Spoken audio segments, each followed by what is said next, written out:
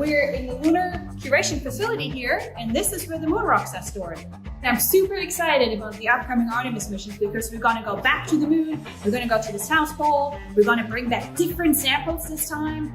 Studying moon rocks is really important because we can learn about the moon, we can learn about Earth, we can learn about their history, their birth together 4.5 billion years ago. And we can also learn about the solar system and the planets within. This is a clean room facility, and so that means the air gets filtered and we have to wear these special suits.